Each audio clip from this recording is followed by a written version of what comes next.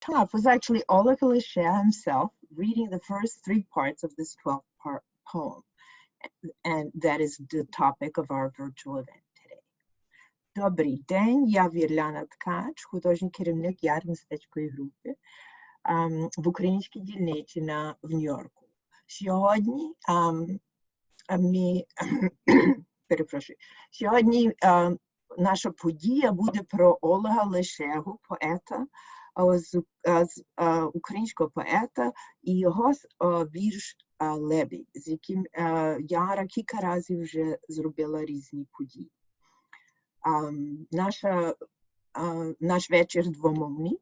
Ми маємо програмку, але тільки по-англійськи, яку можна також скачати з нашої веб-сторінки. І ми будемо, кожен буде на своїй мові говорити, і ми будемо перекладати дещо. We have a program for today. If you'd like to, you can get it on our website. There's a PDF on the front homepage. We start every event with a little ritual. Ми все починаємо кожну нашу подію маленьким ритуалом. Так що, welcome to Yara Arts Group dedicated to theater and all the poetry that it inspires. Вітаємо.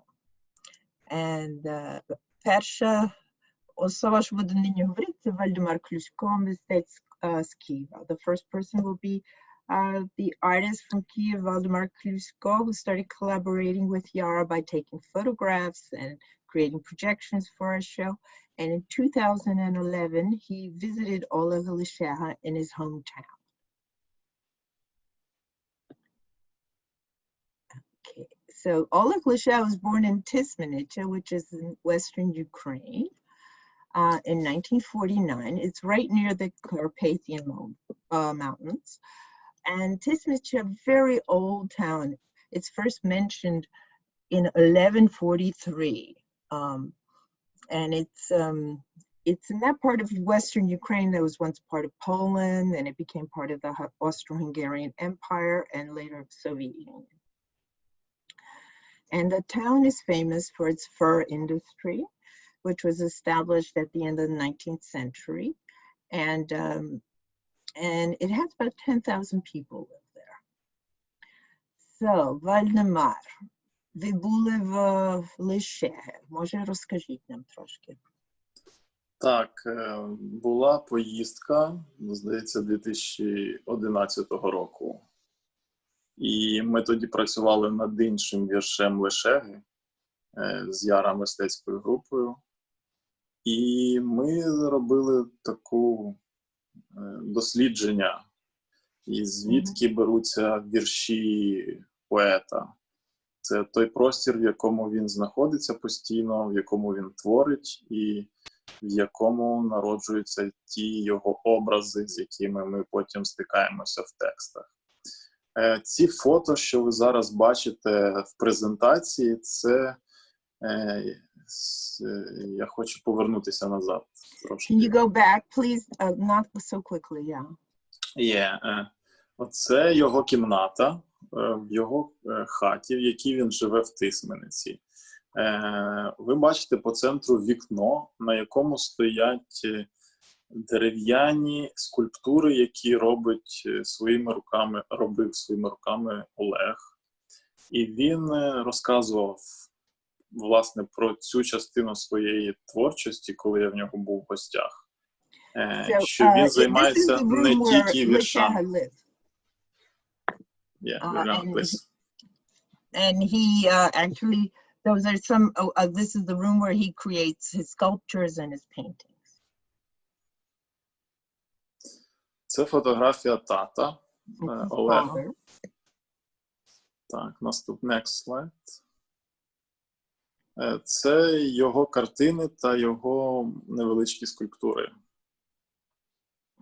Це більша частина його роботи. Це світло в кімнаті. А це Лишега і полиця книжок, з якими він має постійно спілкування. This is Oleh Lysheha in a bookshelf with his favorite books. Yeah. Олег Лишега розказує, як він створює вірші. Ми зараз знаходимося в його хаті в Тисменниці. So he told me how he creates his poetry. Наступний слайд. Це вихід з його будинку, і перед його будинком є невеличка річка. And there's a river right outside his house.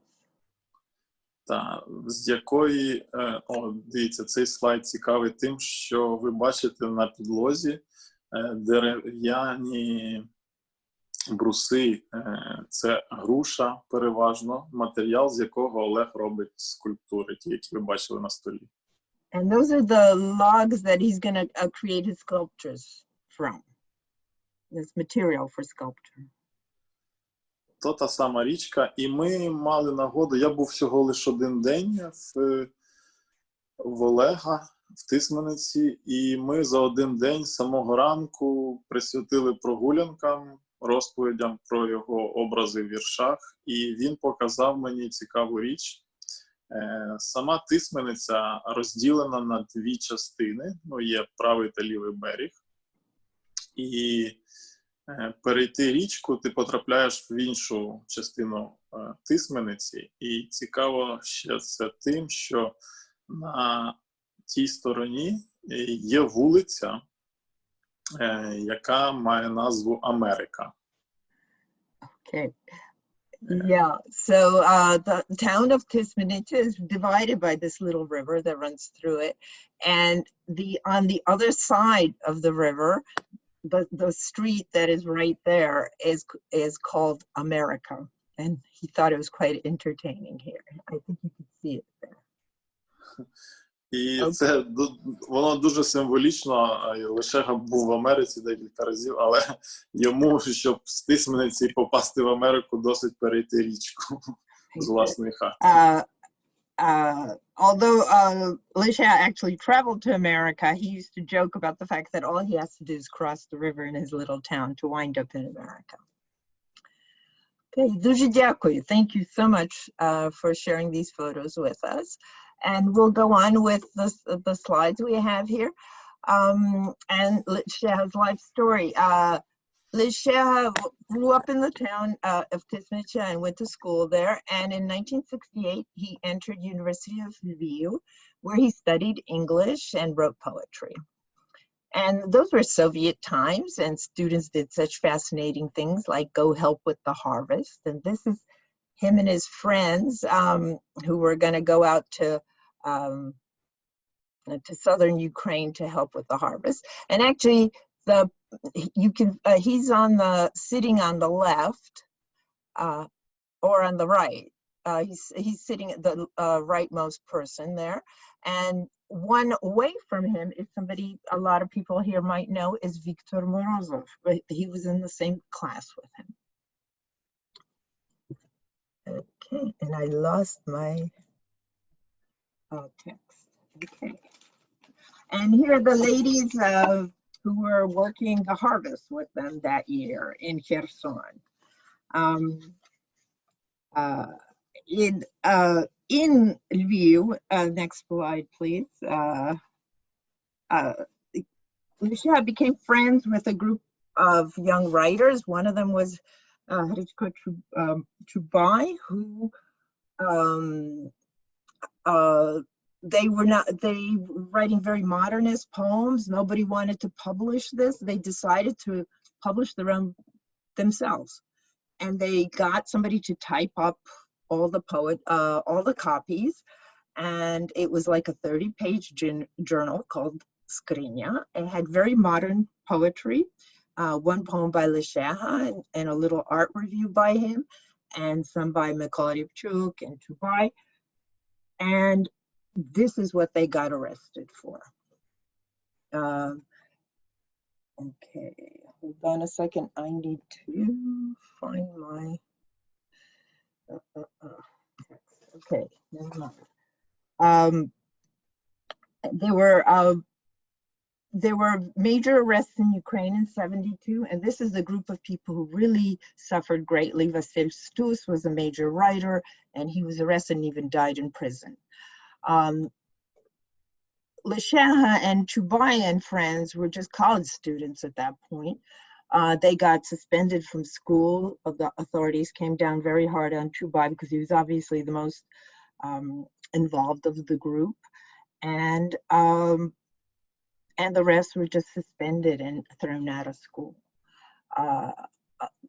Lysheha himself was sent to the army, and he wound up in Siberia in an area called the Buryat Republic. And the Buryat Republic is a very interesting place. It's the Buryats are Mongolian speaking, and they have their own culture, which is the religion is based on Tibetan Buddhism and shamanism, and it's a part of that they came into the Russian Empire pretty much the same time as did the Ukrainians in the 1640s. So they to this day are very much involved in preserving their culture, and this is where Lysheha spent his time. And perhaps his great interest in Asian art really started here, as well as this kind of really deep reverence for and belief in the power of nature, which is certainly essential to shamanism. Lysheha returned to Ukraine in '74, and soon afterwards he moved to Kiev, where he couldn't really be part of any kind of artistic official life. He took on some menial jobs. He was a guard for the Theater Institute, and then for the film faculty, he started doing like set designs, working in the Lavra, and working on his poetry, which was like nothing else that was being written in the Soviet Union at that point. He was published only in 1989, just when the Soviet Union was collapsing. And it's a tiny little book that came out, The Great Bridge. And you can see that on the left here. It's also the title of his current compilation of his work.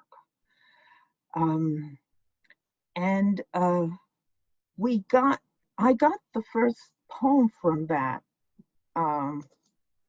collection in a year later, or just right around then, 1990, and it was like nothing else I had ever read in Ukrainian. It was called Song 212, and it mentioned the code of New York, area code, I thought, and also the great singer Ella Fitzgerald. And I'd like you to please welcome Wanda Phipps, who will be reading, who's translated Ukrainian poetry with me since 1989. So, hi Wanda, how are you? Hi, I'm here in Brooklyn and I'm reading Song 212. This is like a beautiful lyric poem. There are so many superstars overgrown with weeds. Somewhere Tom Jones is still singing about that green, green grass. On such a night under the moon among the trees, cinnamon mushrooms practice choreography. And I think I want to set off back into the Milky Way, churn up that warm dust. On such a night, the grandest operas play for free. To those at sea, to those awake.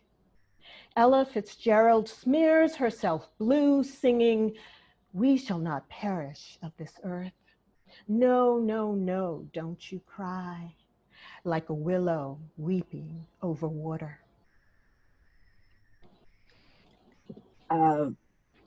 I was just totally taken with this poem when I read it. And I came to Wanda and we translated it right away. And we were like, this is the new hip urban voice of Ukraine that we were looking for. And here it was. And I was trying to find the rest of the collection. Nobody had it. And I called Bogdan Boychuk and asked him if he'd lend me his copy because I heard he had one. And he said no, but he'd give me a Xerox. And And I went and got it, and I started reading it, and I could not believe the rest of the poems. It was like nothing else I had ever read. There were like old Hutsul women talking about who were like the final judges of Franco, and Paleolithic horses talking from the walls, and mountains that have voices. I mean, really like nothing else. And I don't know how you felt about it, but I was just totally taken with it.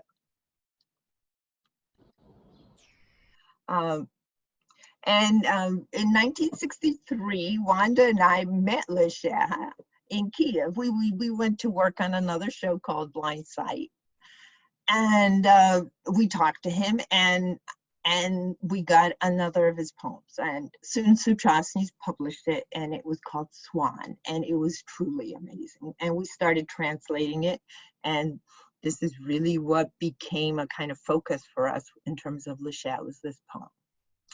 And I run Yara Arts Group, and we create theater based on poetry. But in 1990s, I also ran the Harvard Theater Workshops. And every year, every summer, I'd like find a group of poems on a theme, and I'd translate them with Wanda, and I'd stage this show with the students. And in 90s, we did Pavlo Tychina and that really wonderful Ukrainian futurist poet, Mikhail Semenko. Here's an example of one of his poems, Lyrika Kurka. It's really wild. And then we also, in 1992, we worked with Vika and her songs and poems from the 90s and 20s. In 93, we did something about body parts. And in 95, right after we had finished translating Swan, we asked Oleh Lysheha from Lviv to work with us on the project, and he performed it in Ukrainian at Harvard with us. The project never kind of panned out at that point, but we became obsessed with this poem, and I think Wanda loved it too. Yes? Yes, I did. I did. I really loved it because it's basically the story of a man who's a little drunk, and he's standing outside at night under the trees and talking to the moon. And it's this journey. He starts telling this story of this journey of all of the people he encounters and all of these little adventures he has and the places he goes. And then it ends in this beautiful transcendent moment when he's communing with a swan. And not only the swan, but the sea and the sky and possibly all of nature. And he's feeling one with all of nature. And it's just beautiful. Yeah, and it is really like nothing else I've read. I was very moved by it. And so when we had this wonderful text. What we tried to then do was, like, we tried to use parts of it in the various projects we started doing. And one of the projects was actually with Buryat artists. It was called Virtual Souls. And it was based on a myth, a Buryat myth about a hunter who sees these swans landing on this beautiful lake. And he gives chase, and he can't believe his eyes. These swans are taking off their swan feathers, and they're girls. So of course he has to take a closer look to see what they look like really. And he winds up with one of the dresses, and then the swans fly away. And that's the story of the play, is he's got one of the swans. And the whole piece began actually on the internet. And we had a section of the Swan poem called The Museum, which sort of really sets off this magical transformation of these young sort of IT people. And this is, mind you, in 95, when all this was all very new. And one of them walks into a museum and sort of transforms into another time and space. So maybe we can watch the video here.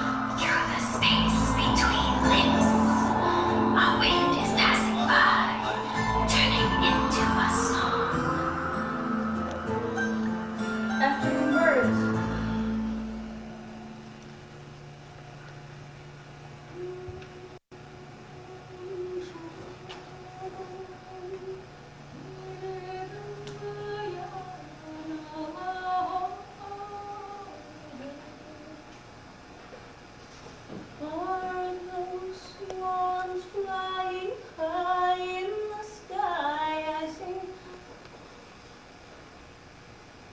oh, hey. Voldringen joro haranleyanala.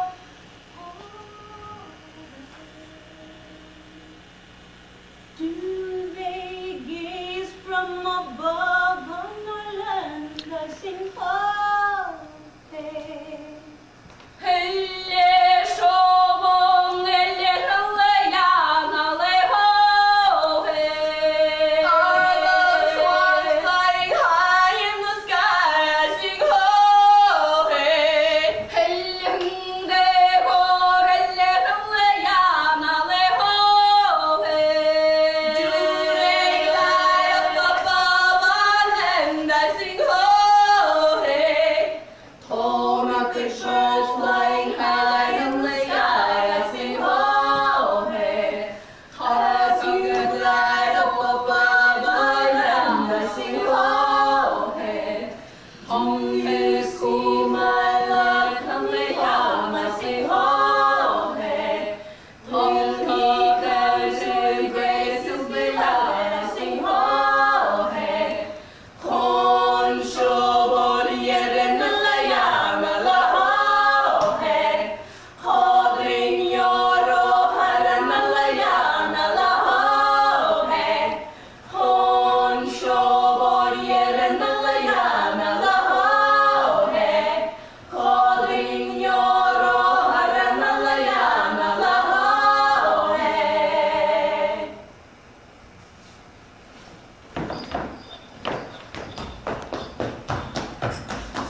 Hey, please welcome Cecilia Arana, who is the singer in that group.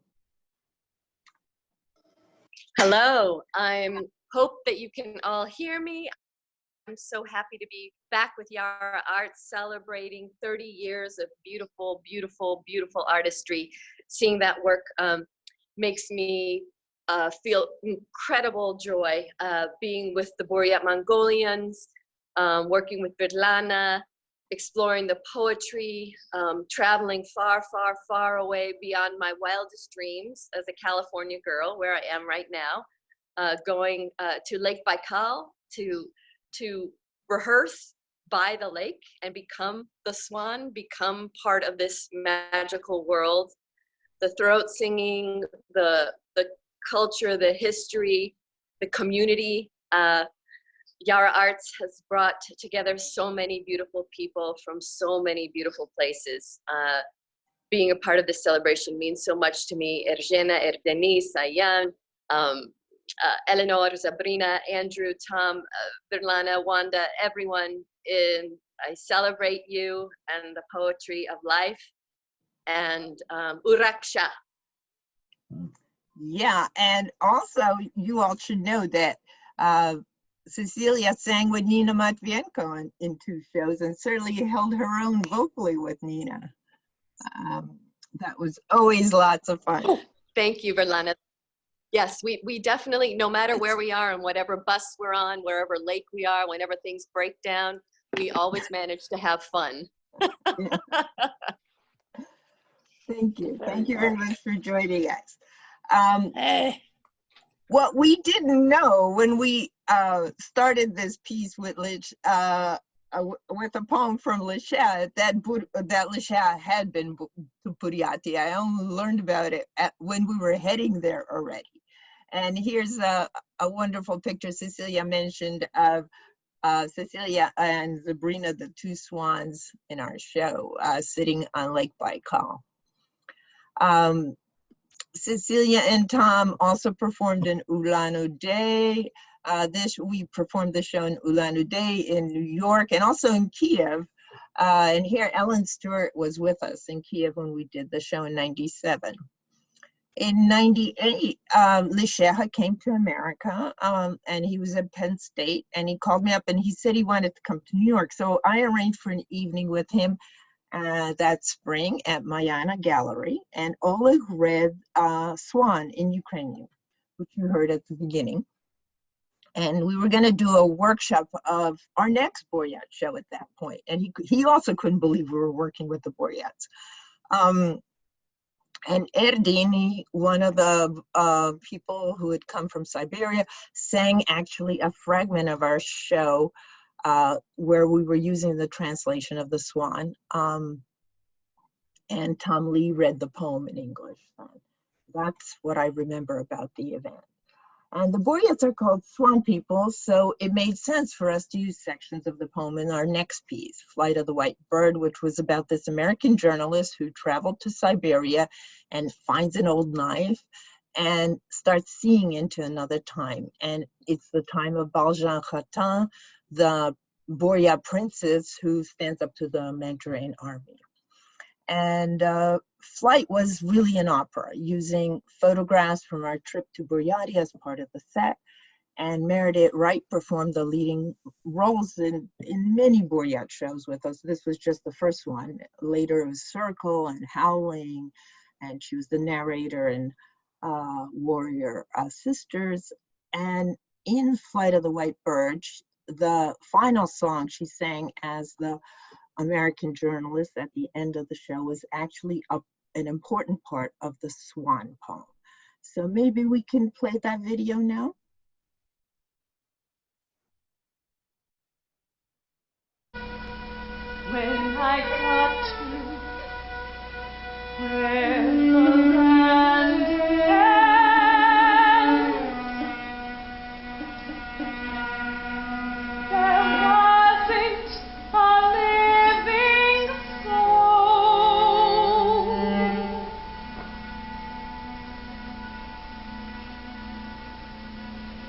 Then suddenly out of the thick mist a swan swam out. She turned her head and went away just as suddenly. That long neck was like the last ray of the sun. Was she the guardian who let me in? What a look she gave me.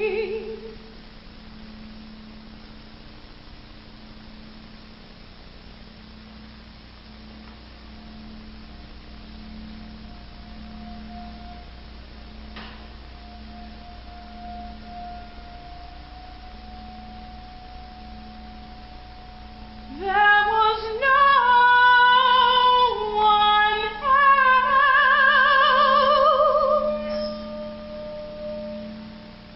It was only me and the swan. Eyes wide open, not bound by a bottom or a sky.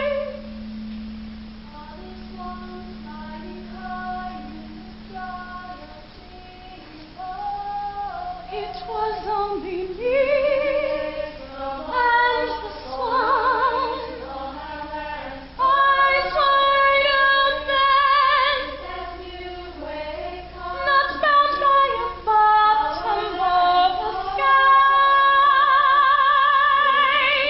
It was only me and the swan, oh, my eyes wide open, not bound by a bottom or a sky.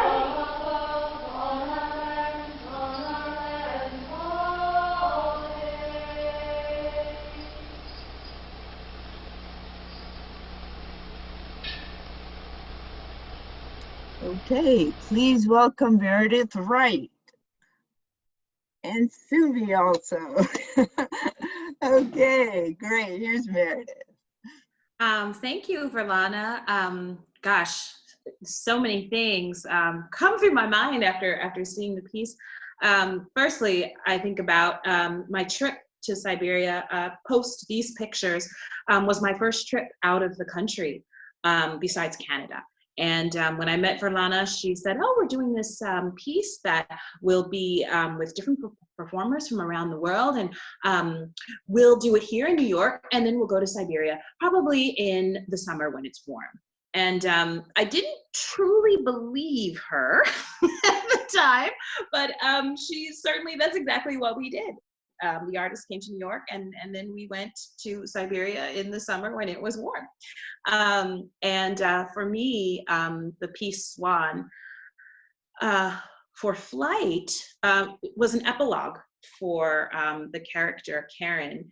And for me, the song, it feels like an ode to surrender and being seduced by this history and by this culture and by the spirituality and the mysticism that you can't help but experience when you are so deeply immersed into the culture, and also so richly welcomed by the culture. And that's what I felt when I met Sayana Nerjana, and it's what I felt when I traveled abroad to be with all the people in Buryatia.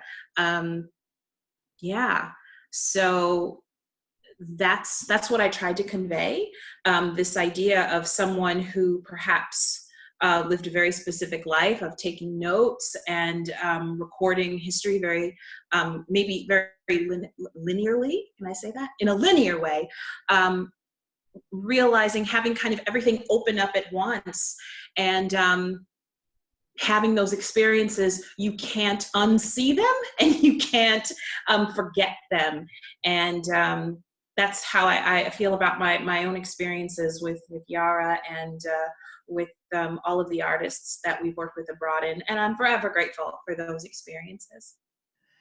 And I think what is to me so amazing is how this text by Lysheha has so many different ways of looking at it also, and how many different ways we've used it. And that's kind of, the more we talk, even today, I'm beginning to see, oh my God, it was like this, and it was so totally different in the next piece. And I think that's what great poetry does too, is sort of allow you to open the world in many different ways. And yeah, thanks for that. That was a really great way to sort of describe it. Yeah, and it was it was really the end of the piece for us then. Yeah. The major piece we did, here's a great photograph that I forgot about. And this is, the shaman actually came to visit us on that show.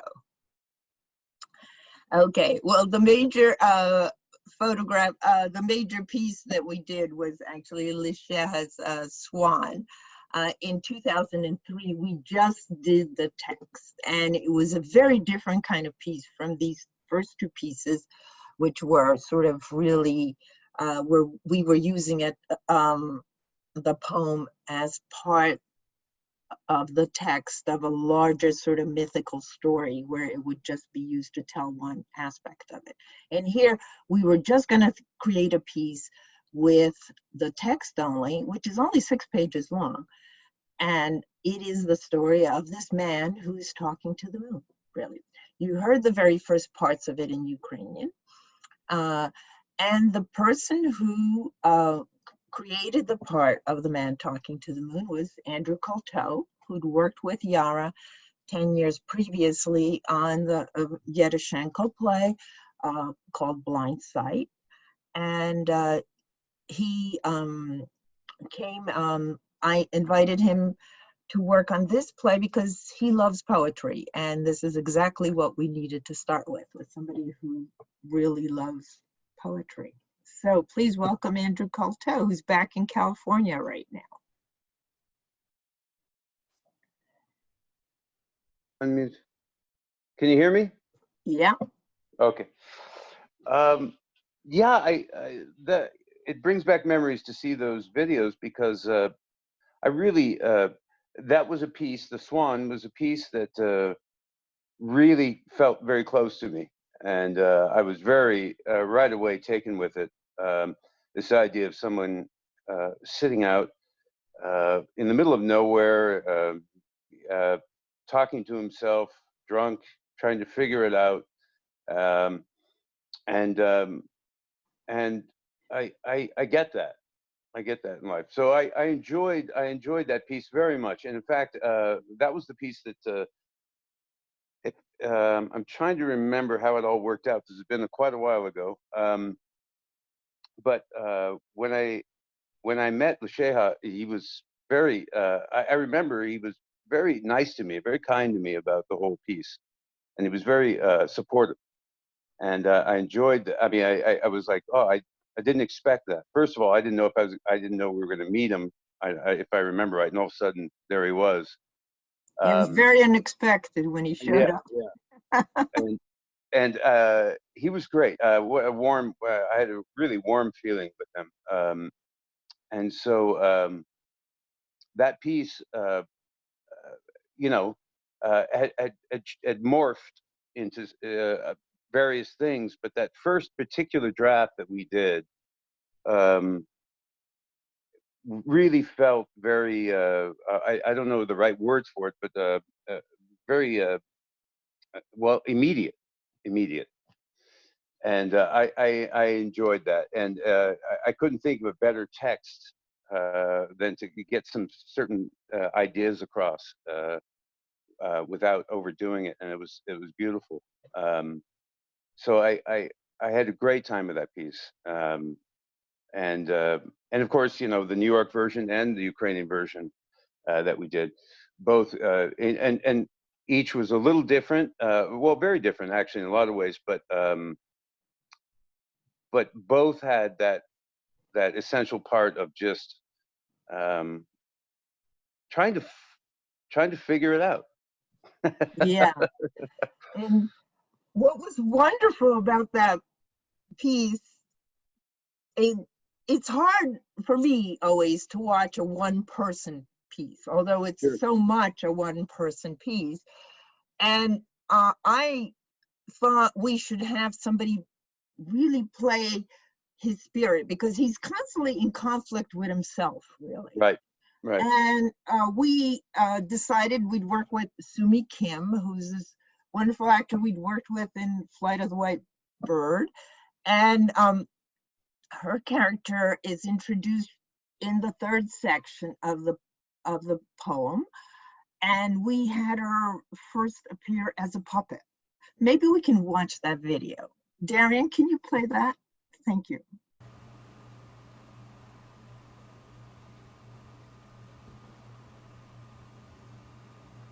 Why don't you send me some company?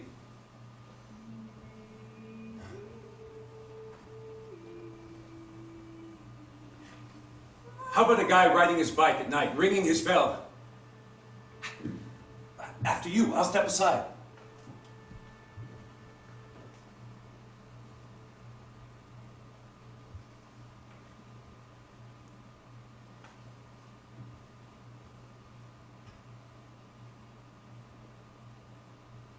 The moonlit road is empty.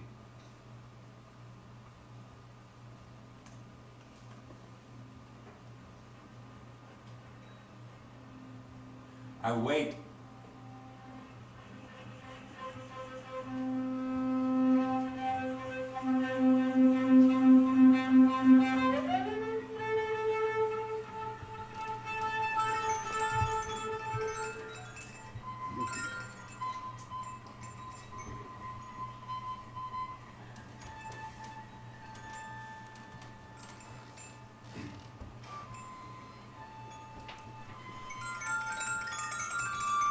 Яке? Тебе нема. Нема? Де? На де? Є. Нема. Де? Є. На де? Нема. Я не вмію так яскраво проминати. Зачекай. Мені так хочеться постояти під тобою.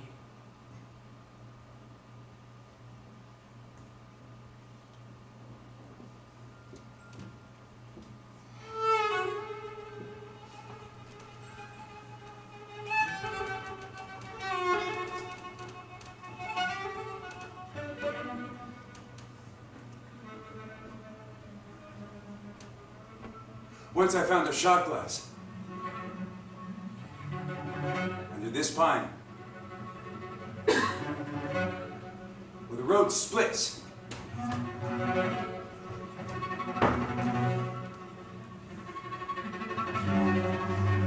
The glass stood right in the middle. I picked it up and sniffed it. Може, налита мені. Тепла. Гранчаста. Maybe somebody had left it for me.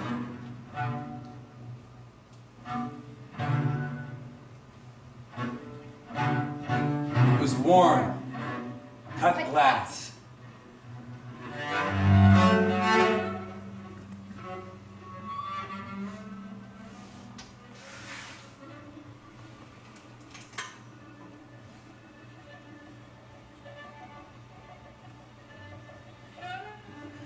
I was going to take it.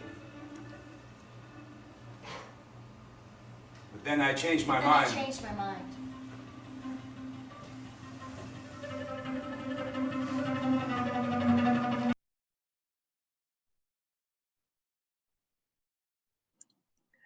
Okay, please welcome Sumi Kim. Hi, Sumi. Hi. Hello, everyone. Hello, hello. So you're here in the East Village also now. Yes, I am. Yeah, we are sometimes run into each other at the store. But not these days. Everybody's in quarantine, sitting at home. Right. It's terrible, but it's good to see you at least on Zoom. Yes, nice to see you too. And it's bringing back a lot of memories. I'm trying to, so long ago, you need to have these triggers just to remember the moments. It's crazy how, looking back now, the memory kind of works in a way of like, well, how did that develop actually, and where did Virlana find that bell, and all of those little details are just really wonderfully implemented. So kudos to you. Well, I'll tell you exactly where we found the bell is I borrowed it from Ellen Stewart. Oh, okay. And I actually have never given it back. Or actually, I tried to give it back, and she said, "Oh no, you keep it. You do that show one more time." And nice. It sort of never happened after that. And it was so much fun because I think we originally started with a glass, even, remember? And we had a lot more realistic details, and somehow they weren't right. Somehow the imagination was always better. Yeah, I agree. And your character was so great, because I remember also when we started talking about the play, we were auditioning or something, and you said, well, so what part am I going to play? I said, well, you're going to play his spirit. and we didn't know if there were going to be any lines, anything yet. But I think we came up with some really nice sort of variations. It's really great to also hear Olga's voice in it, in Ukrainian, reading the Ukrainian text at that moment. Mm-hmm. And I remember you then told me, I didn't know that originally, was that you had a lot of gymnastics background in your background. And we really got to see some of that in some of the show there, because although Andrew is much bigger than you, you have a way with turning things around. Maybe we can watch the next little section, the Tree of Bliss. Yeah, great. In this very spot, one night I pulled up a dried out pine, roots and all.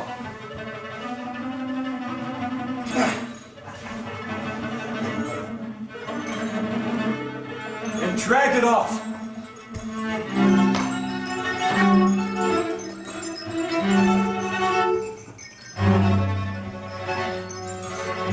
And when I almost got to town, it started to drizzle. I heard someone singing softly, so I stopped.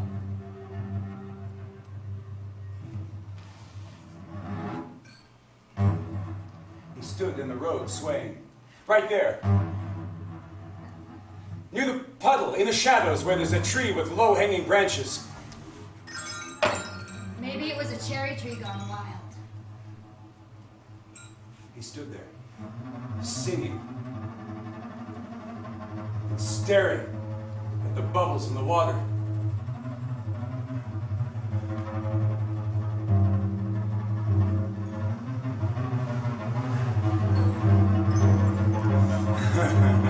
I dragged the pine through the puddle. In my other hand, I held a bottle of cheap red wine.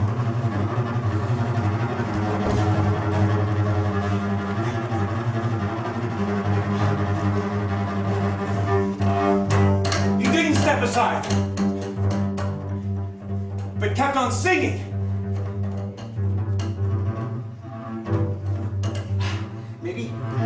Maybe I should have stopped and joined him. Maybe he had found the tree of bliss. Maybe. No one knows where it grows or what type of tree it is, or who is destined to find it.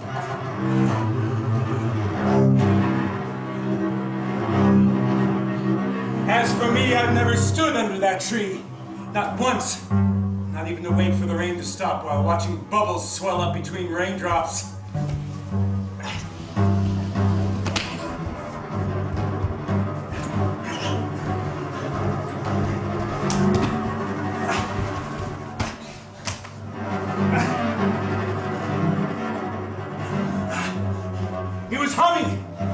Humming and swaying.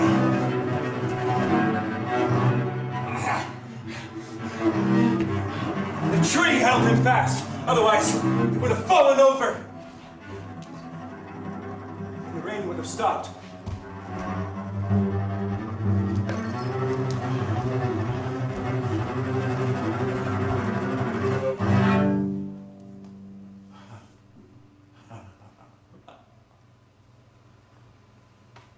His dancing brought the rain to that tree.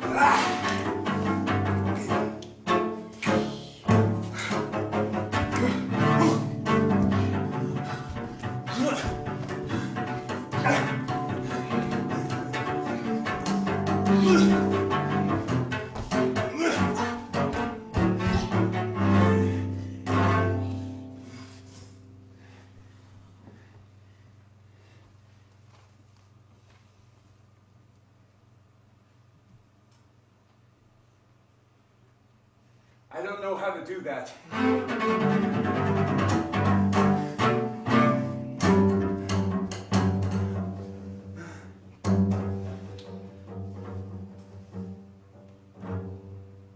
On second thought.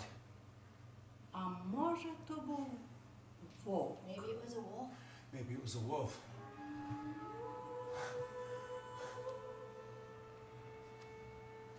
Okay.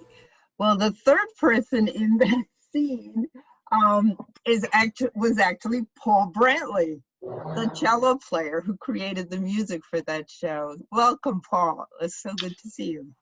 Oh, good to be here.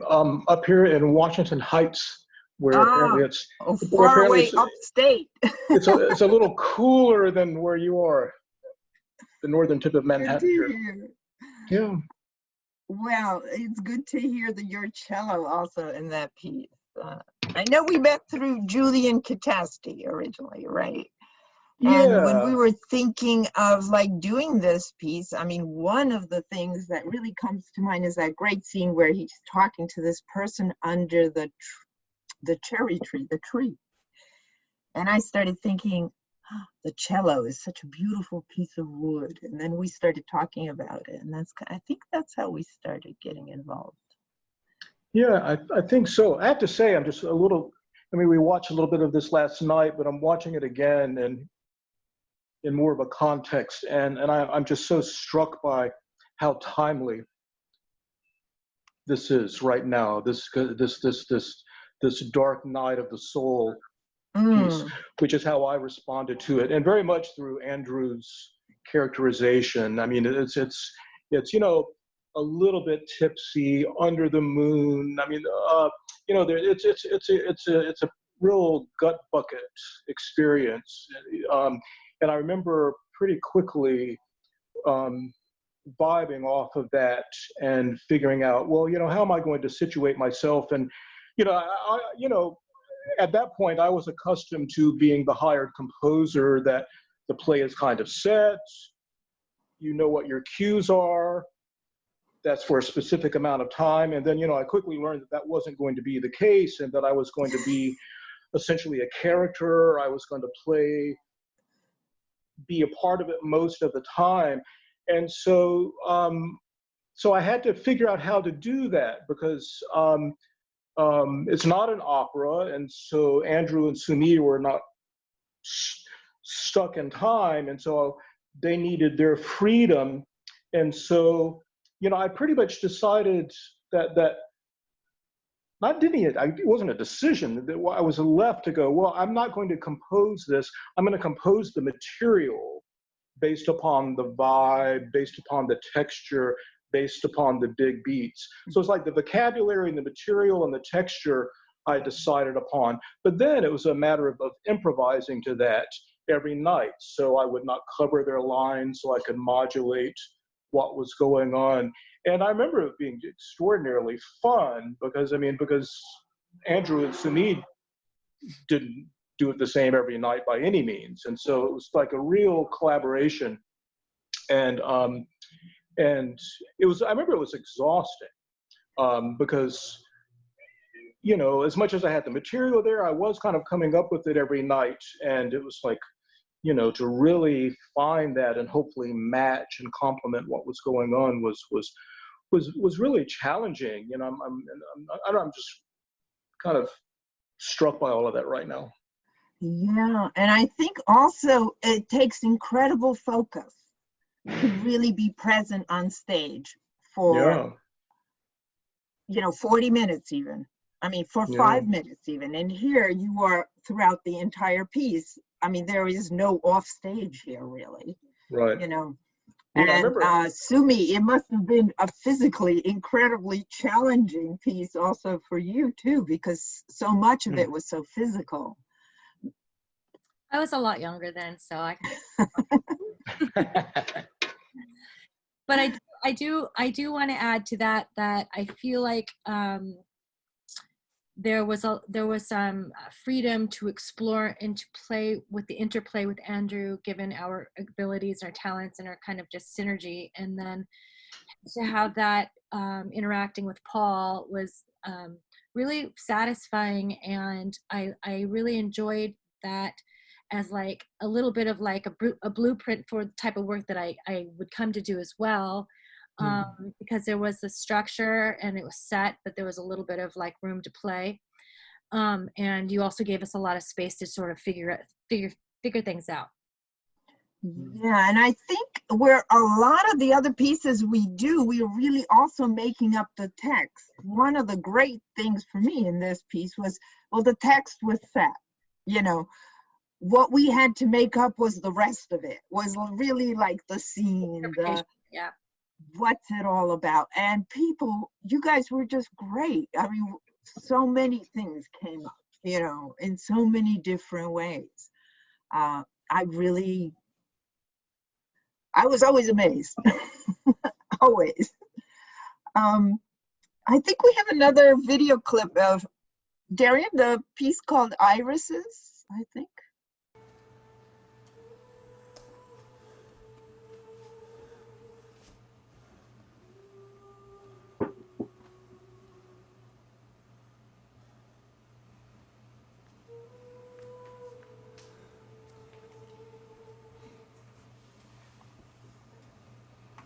Right here between the pines, an old woman ran by, looking over her shoulder.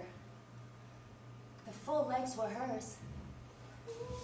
But further up, there was only a frowsy armful of irises. Like sweaty children, they clung to her neck and feebly hung down her shoulders. They had fallen asleep at her breast. Their sleepy eyes were dusted with yellow powder.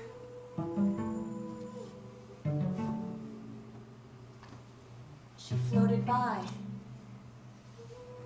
Fulbright cloud. And I also clung to her, swaying at her breast, falling asleep, warm. Вона пливла, повна ясна хмара. І я за нею, гойдаючись, так само на її грудях засинаю, пригрітий. Як вона несе поволі щось останнє, найрідніше.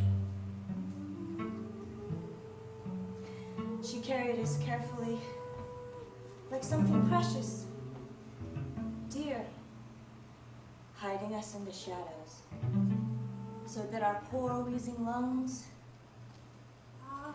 wouldn't fill up too suddenly with this world.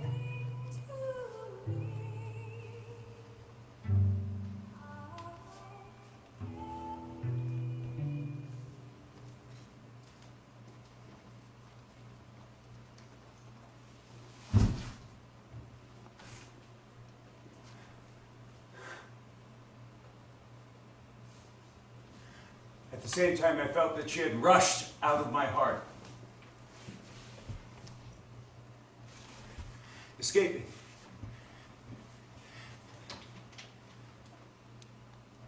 Disappearing. With the whole world down this road. Where no one will ever pass again.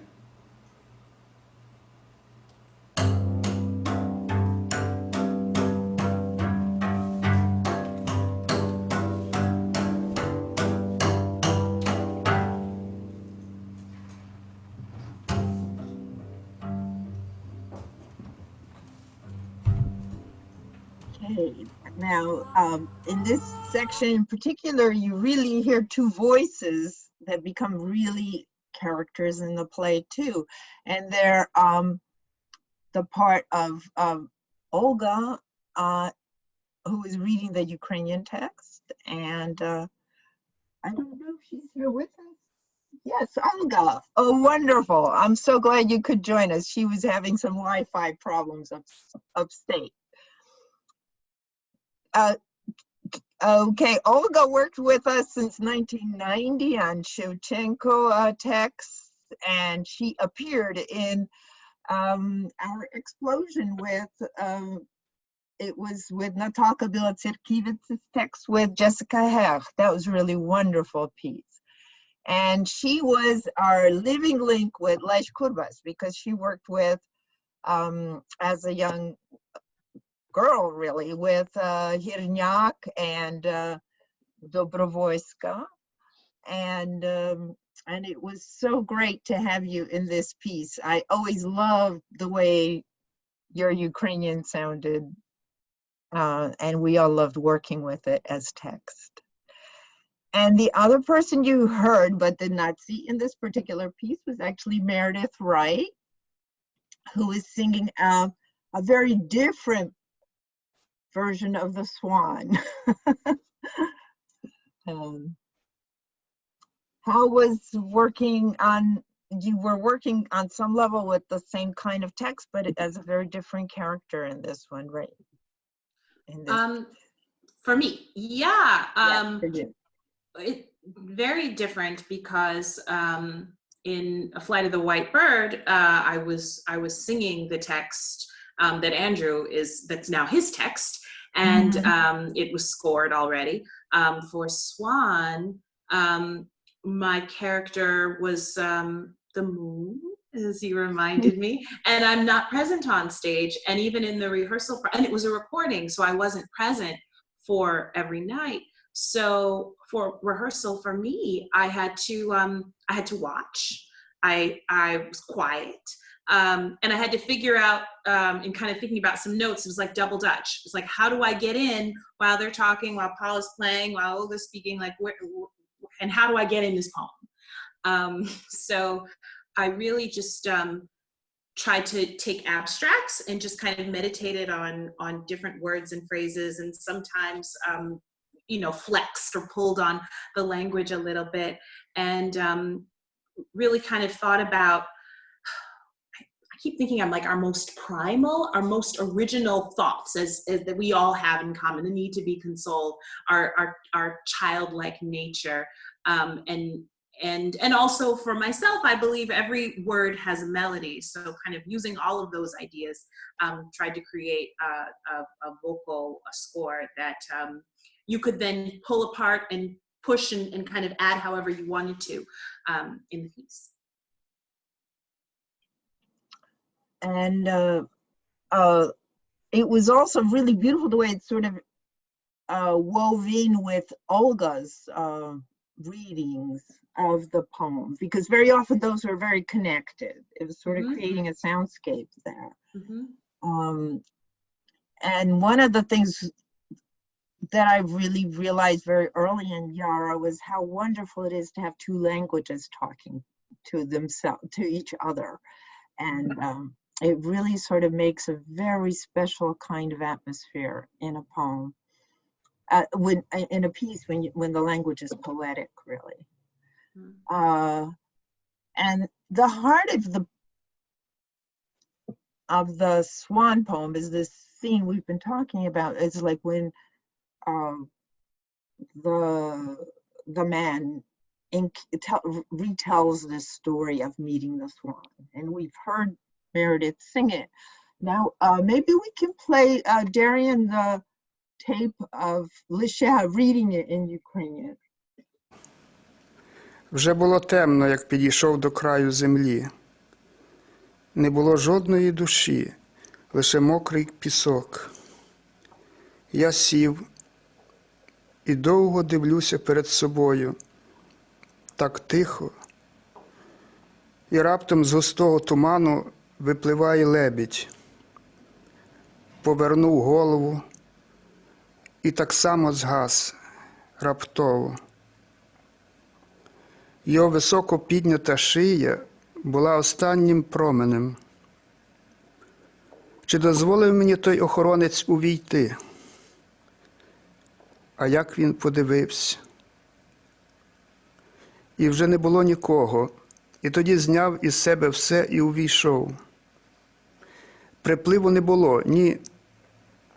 Навпаки, усе відходило і тягло за собою. Під ногами раптом осунулось дно, і я потонув.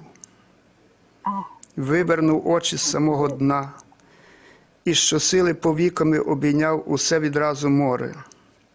Ми були з ним лише безмежно розтягнуті очі, без дна і неба.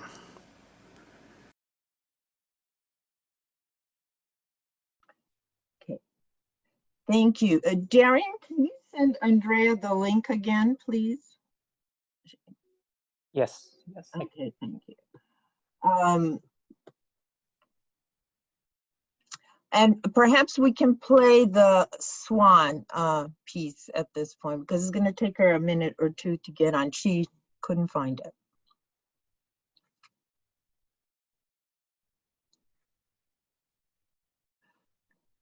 Andrea Dzinska shot the video for with the Swan for this, and we'll hear from her in a minute.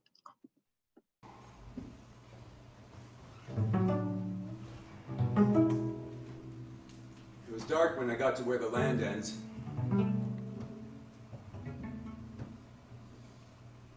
wasn't a living soul.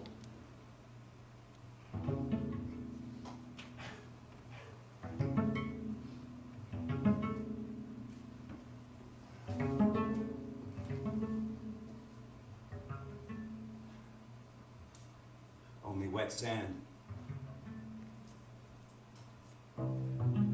I sat down and stared out for a long time.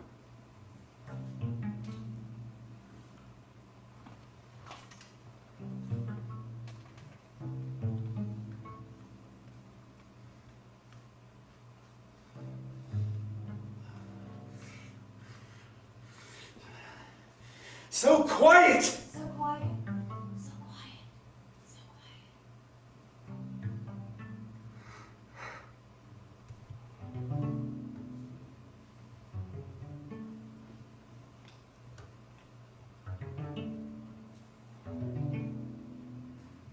Then, suddenly, out of the thick mist, a swan swam out.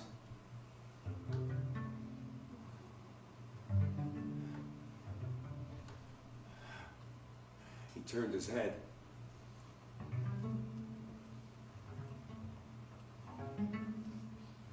Then disappeared, just as suddenly.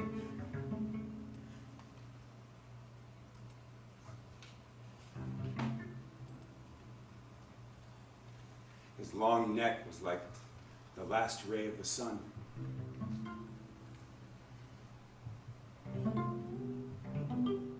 Was he the guardian who'd let me in?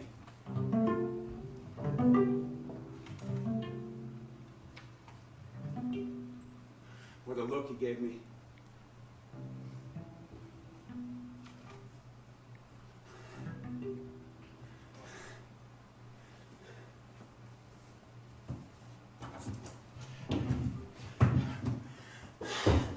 So I ripped my clothes off and stepped in.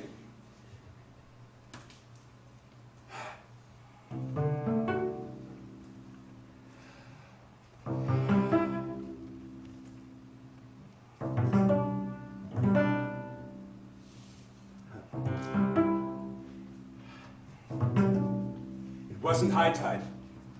No. On the contrary, it was ebbing away, pulling me out.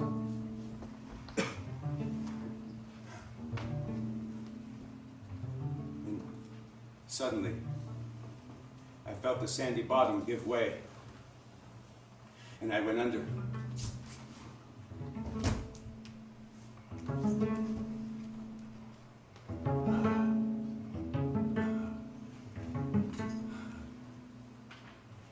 So I opened my eyes wide.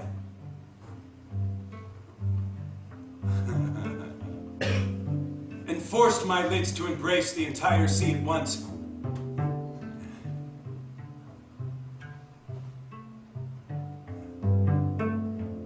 It was just me and a swan. Eyes wide open. Not bound by a bottom or a sky.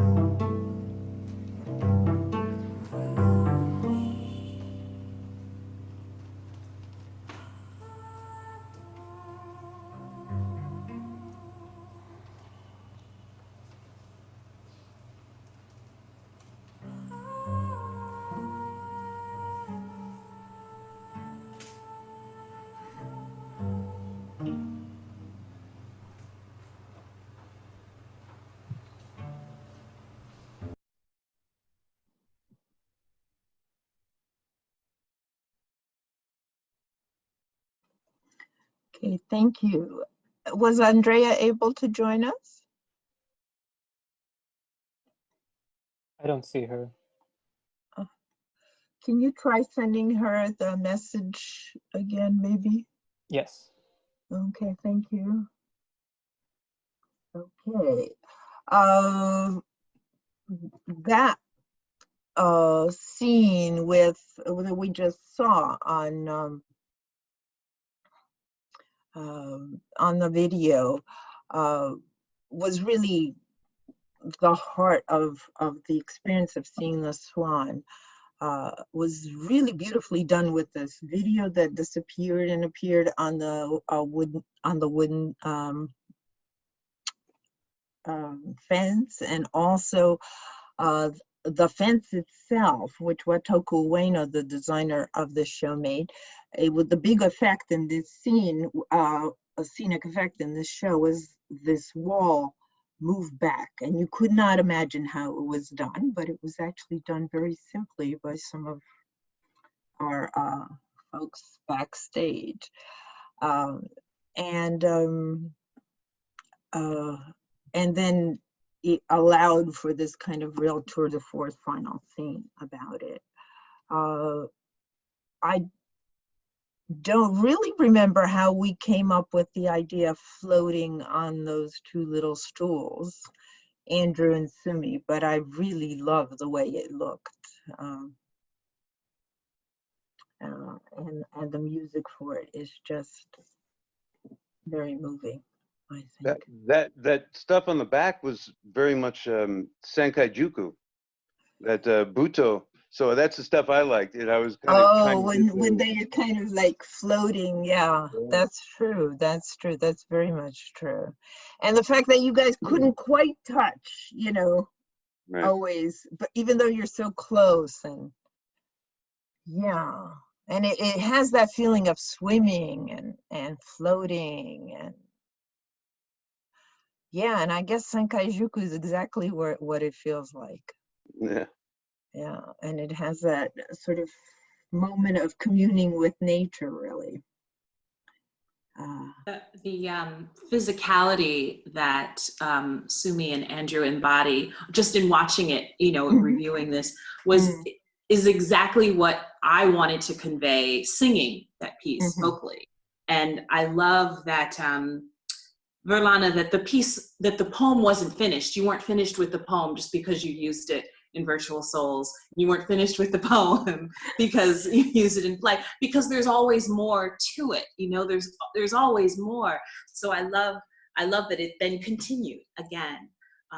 Yeah, so I just wanted to add that. There are very few texts that have kind of stayed with me, and quite frankly, I would do it again, you know, and I'm sure we'd do something totally different if we did. I think the only other text that we did again was actually Forest Song, Lysheha Ukrinka's, the play about the trees speaking and nature taking over. That to me was just always very stunning. And I think this one in particular, there's just so many different aspects to really look at this. Virlana, there is also Chichina that we use. Oh, that's true. And it's it's the poster right also behind just your like head. the same text, right? The poster is right behind your head. You are absolutely right. It is, instead of sonnets or octaves, which keeps on coming up in many different places. And I mean, you would never think it was the same text if you think about what we did in Light from the East, and then what we did in Tysmenytsia and the Dogs. It's just like so different. But I think that's what, to me, what great texts are. They're not about illustrating what's in them. It's about creating a new world where the poem is the spoken text, the spoken part of the text. And I guess in different parts in our lives, we imagine it in very, very different ways. Well, were we able to get Andrea or not? No, I've sent her a few messages. Still not seeing her. can you try her on the chat, maybe? Send her a chat, you know? In Facebook, yes. Yeah, I have. Okay, great. Or just in regular phone chat, you know, text, maybe. Okay. Oh, okay. Great. On that level, we were gonna discuss all the pieces we ever did with Lysheha when we started on this program, and very early on I realized we would never get beyond Swan in any reasonable amount of time. We also staged Raven, which is a poem as large as Swan. I mean, I think it's a little bit longer even. And that was an amazing project. And that was the one we went to Ukraine and in Lviv and in Kiev. And it was so different everywhere we did it. And then there was Dream Bridge, which was even more different every time we did it, because we actually started that project in Kyrgyzstan. And perhaps we should do a separate show if you guys are up for it, to discuss the people who are involved in that project, those two projects. Maybe we do that as a separate event.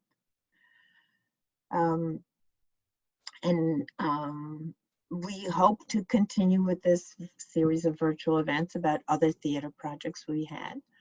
And we'll also continue doing one of our next shows will be about the Ukrainian immigration in America again. So we've asked people if they have photo albums they'd be willing to share with us from the 20s maybe, or some events, some special celebrations, family celebrations you have, and pictures, you know who they are. We just need to scan your pictures. We don't need to keep them. And but if you'd like to share them with us, please get in touch. We'd really appreciate it. And in the meantime, I guess, is there anything anybody else would like to say about the Swan today in terms of our project? Oh, Virlana, you yes. should let them know that the whole poem is on the Yara website if they want to read the whole thing. You can find the program on our website, but you can also find the entire translation in English. There's a link to it in several places on our website. And also you can see most of the videos you saw today. They're in much higher quality when you watch them on the website. And then I'd also like to say, let's hear it for all the Yara artists who took part in this show, in this event, which is, I mean, Andrew and Sumi and Olga and Meredith and Cecilia and Wanda and Valdemar, and oh, I wish we had Andrea with us too. And thank you, Darian, for running tech for us. And the audio recording of Oleh Lysheha in Ukrainian were done by Yuri Kucheryavi, and the other videos from character generators, and our photos, of course, were by Wataku Ueno from the show and by Valdemar from Lysheha. We'd like to thank our sponsors because we couldn't do it without them. Ukrainian Community Foundation of Philadelphia and the Philadelphia Ukrainian Self-Reliance and Public Funds for New York State Council on the Arts, all of your friends, and we rely on your support. And actually, if you'd like to become a sponsor for the virtual show and have some ideas, give me a call. I think we could arrange for something. And so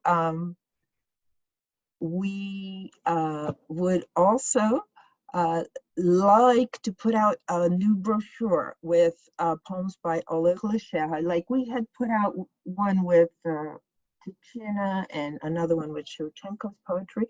And if you'd like to support Yara and buy one of these, we get in touch with me. I'm Virlana Tkacz, and I thank you all for joining us tonight. Have a good night. And we're gonna take you out with the Oleh Lysheha reading the end of the poem in Ukrainian and with photographs by Virlana Tkacz. І тепер, коли вертаюсь знов цією нічною дорогою, я ніби ще не стулив ті повіки. Хто там за сосною мене чекає? Знову п'яний і без нічого. О, візьміть мої очі, я можу вступитися. Скажи, як можна вийти звідси? Лише зайти у тінь за сосну? Так легко. Але хіба це не нас зовсім? Чи мене давно нема? І звідти й не вертався? А хто ж тоді вернувся? І в той день, ні, пізніше, я довго не міг зважитись. Але потім таки відхилив хвіртку і попросив у мані яйце. У пазусі мав 100 рублів. Вона пішла в курник і винесла аж 3, а нічого не взяла. Лише так тяжко подивилась і каже: однорукий дергач лишив тут недалеко свою хату і ходить тепер просить у поїздах.